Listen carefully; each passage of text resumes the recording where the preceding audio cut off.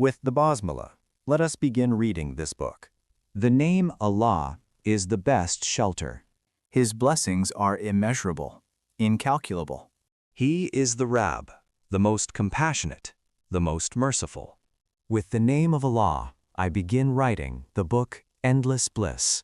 Pitying all the people in this world, He creates and sends useful things to them.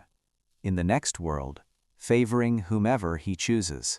Of those Muslims who are to go to hell, and forgiving them, He will put them into paradise. He alone creates every living creature, keeps every being, every moment in existence, and protects all against fear and horror. Trusting myself to the honorable name of such a being as Allah, I begin to write this book. First Fascicle. May Allahu Ta'ala honor us all with the great fortune of following Muhammad Mustafa Sallallahu Alaihi Wasallam, who is the spiritual master of this world and the next, and who is the Tuparisti, highest of all people in every respect, because Allahu Ta'ala likes those who obey and follow Him. A tiny act of following Him is more exalted than all the worldly advantages and all the blessings of the next world. Real superiority consists of adapting oneself to His sunnat, and the honor and virtue of humanity entails following His shariat. The word sunnat has 3 different meanings.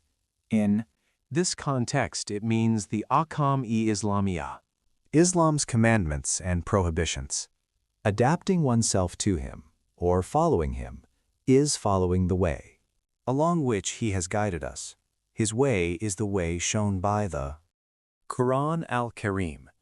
This way is called Deen-e-Islam.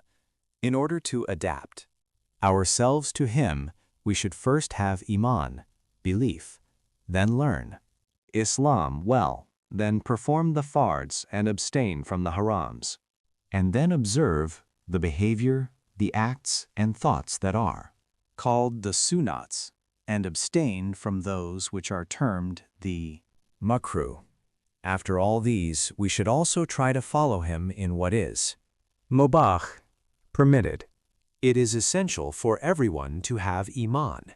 Iman is necessary for everybody. Those who have Iman should perform the fards and avoid the harams. Every mu'min, believer, has to perform the fards and avoid the harams, i.e., to be a Muslim. Every mu'min loves our Prophet, Sallallahu Alaihi Wasallam, more than his own life and property. A symptom of this love is to perform the sunnats and abstain from the makruhs. After observing all these, the more a Muslim adapts himself to Him in what is mubah, the more perfect, and the more mature will he become. He will become closer and more beloved to Allahu Ta'ala.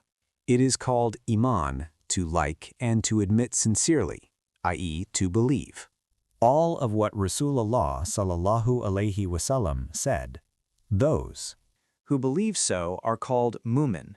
It is called kufr not to believe even one piece of what he said, and to doubt whether it is good, and people who hold such disbelief so are called kafir, things which Allahu Ta'ala clearly commands in the Quran al-Karim. Called fard, things which He clearly forbids and prohibits by. Don't are called haram, things which Allahu Ta'ala doesn't clearly command, but which our acts our Prophet praised, or which He habitually did, or which He did not prohibit when He saw them being done, are called sunnat. It is kufr, disbelief, to dislike. The sunnah, it is not a sin not to do them, as long as you like them. Those things which are not liked by Him, and which also eradicate the blessings in worships, are called makruh. The things which are neither commanded nor prohibited are called mubah. All these commandments and prohibitions are called ahkam ilahiyah, or Af'al-e mukallafin, or ahkam-e islamiyya. Af'al-e mukallafin consists of 8 components: fard, wajib, sunnat, mustahab, mubah, haram, makruh, mufsid. Things that are not prohibited, or though prohibited, their prohibition has been abolished through one of the reasons which Islam accepts as an end. Excuse, a hindrance or a necessity, are called halal. All mubahs are halal. For example, it is halal to lie in order to reconcile two Muslims. Everything that is halal may not be mubah. For example, it is not mubah, but it is makruh to go shopping while the adhan is being called. Nevertheless, it is halal. A Muslim calls Muslims to pray when it is prayer time. This public announcement is called the adhan, or azan. It is hard to learn and know the tenets of Iman and the various fards and harams. 33 fards are well known. 4 of them are basic: to perform namaz, to fast, to pay zakat, and to perform hajj. Hajj, pilgrimage. These 4 fards, together with Iman, make up the basis of Islam. He who has Iman and who performs the acts of worship, that is, he who performs these 4 fards, is called a Muslim or Musliman. He who performs all 4 of them and avoids the haram is a perfect Muslim. If one of these is defective or non-existent, his state of being a Muslim will also be defective. Who does not perform any of them may be a mu'min, believer, but he is not a true Muslim, although such Iman protects one in this world only. It is difficult to transmigrate to the hereafter. Possession of this kind of Iman. Iman is like a candle. Ahkam Islamiyya is like the lantern, the glass globe around the burning candle. The candle and the lantern which contains it represent Islam and Deen-e-Islam. The candle without the lantern will go out quickly. Islam cannot exist without Iman. Therefore, if there is no Islam, there is no Iman either. Din, religion, means the way prescribed by Allahu Ta'ala in order to guide people to endless bliss. The unwholesome ways, which people make up under the name of religion, are not called religion. They are called irreligiousness and disbelief. Since the time of Hadrat Adam, Allahu Ta'ala has sent mankind a religion by means of a prophet every 1,000 years.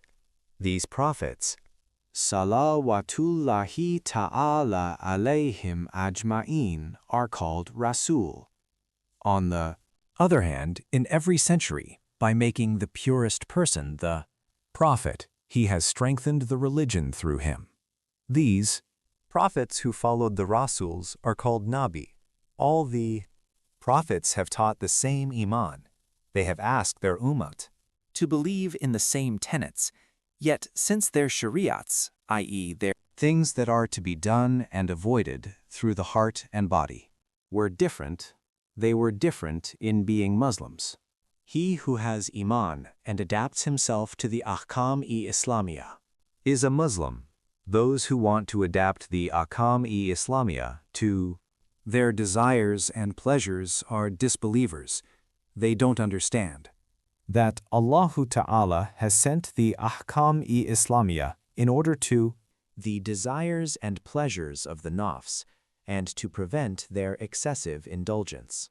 Every subsequent religion, dispensation, has abolished or changed the religion previous to itself.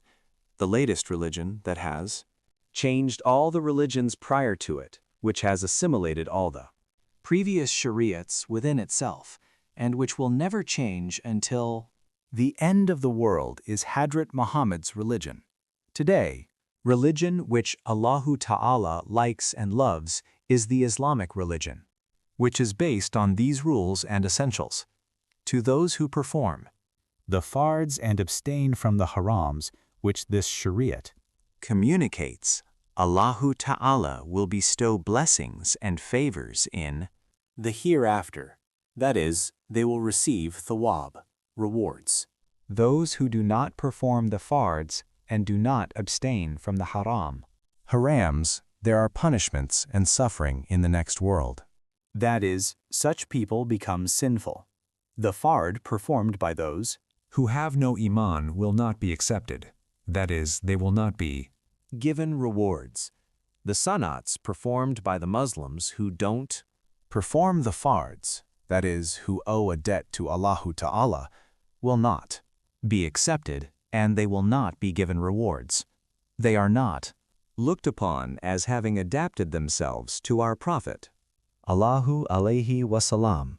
If a person does all the fards and omits one fard without an excuse, none of his nafila, supererogatory worships and sunnats of this kind will be given rewards until he pays this debt of his. Hadithi Sharifs declare this clearly, as quoted in the book Miftah-un-Najat. O Ali, when the people are busy with the fadail, supererogatory, try to complete the fards. Also, it states at the end of the third fazl part of the book Durat-ul Fakira by Imam-e Ghazali, Allahu Ta'ala will not accept nafila salat of the person who has a debt of qada salat. The book Miftah-un-Najat has been published by Hakikat Kitabevi in Istanbul. When the mubaths are done with good intentions and with beautiful thoughts, one will receive rewards. When they are done for evil purposes, or if doing them prevents one from performing a fard or causes the delaying of a fard, they will be sins.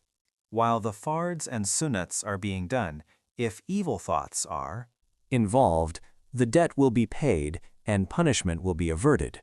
But no reward will be obtained. It may be a sin instead.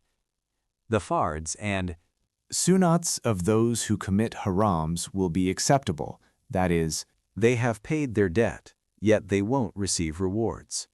Book Al-Hadika, in explaining the hadith, the worships of people of bid'at will not be accepted, says, the worships of those Muslims who do not abstain from sinning are not accepted, even if they are sahih.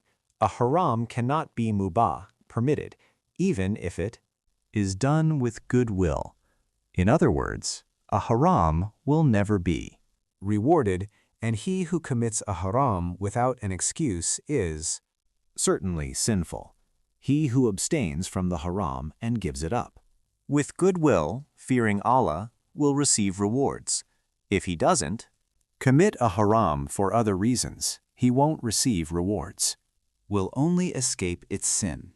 It is out of place for those who commit harams to say, you should look at my heart, it is pure. Allahu Ta'ala looks at the heart only. It is nonsensical. It is said only to deceive Muslims. It is written in the 39th letter of Hadrat Imam-e Rabbani that the symptom of a heart's purity lies in adhering to the Ahkam-e Islamiyah, that is, obeying its commandments and prohibitions. The book Hadika and Sharat for Islam, in its 246th page, while explaining taqwa, says, committing the harams with good intentions does not deliver them from being harams. A good intention does not affect either the harams or the makruhs.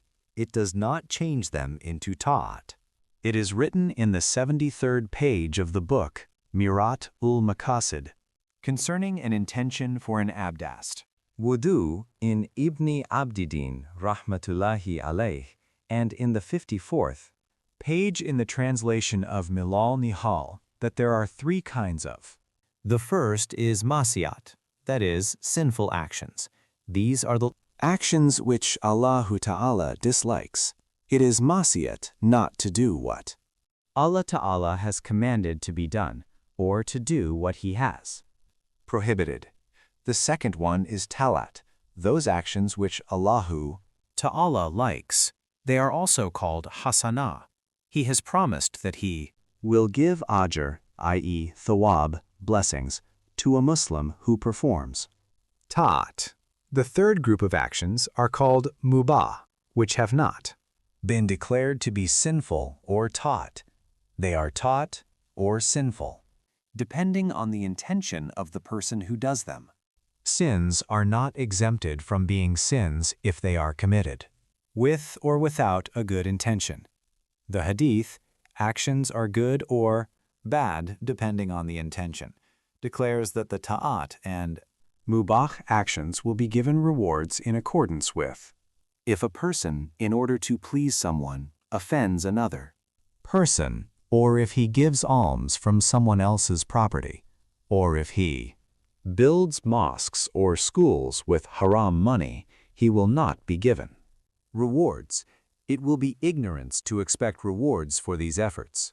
Cruelty and sins are still sins, even if they are committed with goodwill. What is blessed about such actions lies in not doing them. If one does them knowing that they are sins, it will become a grave sin. If one does them without knowing, it will be a sin also not to know or not to learn the things that are known by most Muslims. Even in Dar il-Harb, it is not an excuse, but a sin not to know the Islamic rules which are widely known.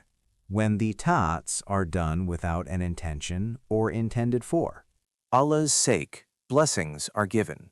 When one does a ta'at, it will be accepted whether one knows or not that one is doing it for Allah's sake. If a person does a ta'at, knowing that he does it for Allah's sake, it is called kurbet, while doing an action which is kurbet, one does not have to intend so. That rewards will be given. The tout in which it is necessary to intend for Allah's sake so that rewards are given is called ibadat, worshipping, the abdast ritual ablution that is performed without an intention is not an act of worshipping, but it is kurbet. However, one has cleaned oneself and can perform namaz. It is understood that every act of worship is kurbet and ta'at, reading the Quran al-Karim, donating property as a waqf, emancipating a slave, giving alms, making a wudu, and the like, since an intention is not necessary in order to receive blessings, are ta'at and kurbet. Yet they are not acts of worship. While doing an action which is Ta'at or kurbet. If one intends for Allah's sake, one has done an act of worship. However, they are not commanded as acts of worship. It is not kurbet, but it is ta'at to learn such branches of knowledge as physics, chemistry, biology, and astronomy, which help men to know Allah. Unbelievers comprehend Allah's existence, not while learning them, but after learning them. It is a sin to perform any tat with a bad intention. Beautiful thoughts increase the reward of a ta'at. For example, it is a ta'at to be in a mosque. It will be more rewarding if one intends to visit the house of Allah, thinking that the mosque is the house of Allah. Also, if one intends to wait for the next prayer or stays inside the mosque to prevent one's eyes and ears from committing sins, or goes into seclusion to think about the next world or to mention Allah's name in a mosque. Amri Maruf and Nahi Munkar, by teaching people about Allah's commandments and prohibitions, or to listen to preachers, or to strive to feel embarrassment before Allah, one will receive different rewards for each act depending on one's intention. Every ta'at has various intentions and rewards. Ibn Abidin, Rahmatullahi alayh, explains these while explaining how to send a zith, proxy to Mecca for pilgrimage. Every mubah is a ta'at when done with goodwill. It is a sin when done with ill will. If a person uses perfumes, dresses well, and smartly in order to enjoy worldly benefits, to make a show, to boast, to cherish himself, or to hunt girls and women, he will be sinful. He won't be tormented for his intention to enjoy worldly advantages, yet it will cause the blessings of the next world too. decrease. He will be tormented for his other intentions. If this person dresses smartly and uses perfumes because it is a sunnah, he intends to pay reverence to a mosque and not to hurt them. Muslims who sit by him in the mosque to be clean, to be healthy. To protect Islam's dignity and honor, he receives different Rewards for each of these intentions of his. Some scholars say that one shouldn't forget to make an intention for every mubah action. even before eating, drinking, sleeping, and going to the water closet, One should be careful about one's intention when beginning a mubah action. If one's intention is good, one should do that act. If the intention is not only for Allahu Ta'ala, one shouldn't do it. It is declared in a hadithi sharif, Allahu Ta'ala does not look at your beautiful faces or possessions. He looks at Your hearts and deeds, that is, Allahu Ta'ala doesn't give. anybody rewards or gifts in consideration of his new clean clothes. Good deeds, possessions, and rank. He gives him rewards or torments because of his thoughts or the intention behind his actions. then the thing which is of the highest necessity, which is the Most important fard for every Muslim is to learn Iman, the fards, and the harams. There is no Islam unless these are learned. Iman cannot be maintained, the debts to Allah and to human beings cannot be paid, intentions and morals cannot be corrected, and purified unless the basic principles of Islam are learned.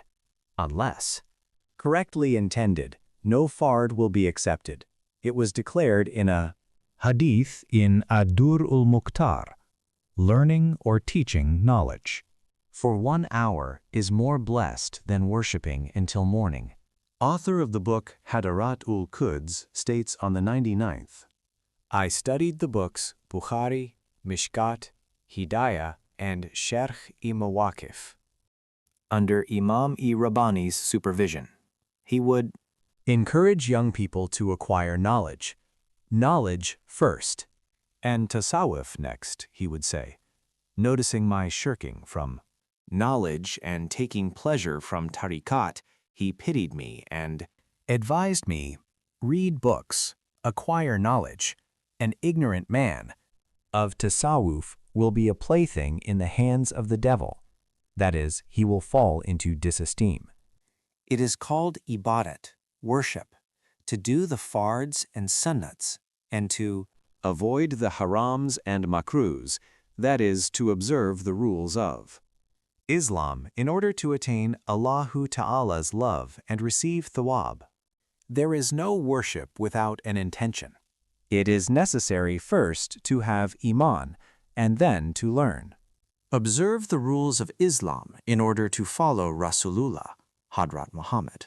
To have Iman means to begin following him, Rasulullah, and to enter through the door of happiness.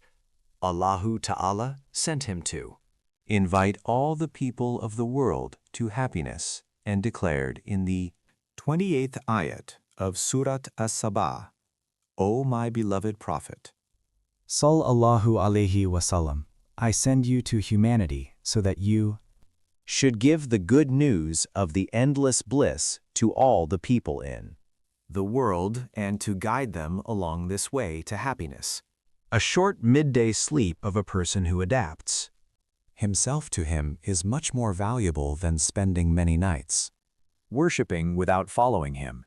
It was his honorable habit to kailula, that is to sleep for a while before noon. Also, not fasting on the feast day, but eating and drinking because his Shariat commands it. is more valuable than years of fasting. Doesn't exist in his shariat, a small amount given to the poor. According to his shariat, which is called zakat, is better than giving. A pile of gold coins as big as a mountain, with one's own wish. After Performing a morning prayer in Jamaat, Hadrat Umar, the Amirul Mu'minin looked at the Jama'at, and seeing that one of the regulars was absent, he asked where he was. His companions said, "He prays until morning at nights. Maybe he fell asleep." Amir-ul-Mu'minin said, "I wish he had slept all the night." Performed the morning prayer in congregation, it would have been better. Those who have deviated from the Ahkam-e-Islamiyah blunt their nefs by subjecting themselves to inconveniences and by striving hard, yet this is worthless and low because they don't do it compatibly with the Ahkam-e-Islamiyah, the benefit for these efforts of theirs, if there is any, consists in a few worldly advantages. Then, in fact, this world is worthless. Therefore, what could be the value of a part of it? These people are like dustmen. Dustmen work harder and become more tired than anybody else, but their wages are lower than anybody else's. As for those who adapt themselves to the Ahkam-e-Islamiyah, they are like jewelers who deal with fine jewels and precious diamonds. Do a little work, but their earnings are great, sometimes in hours.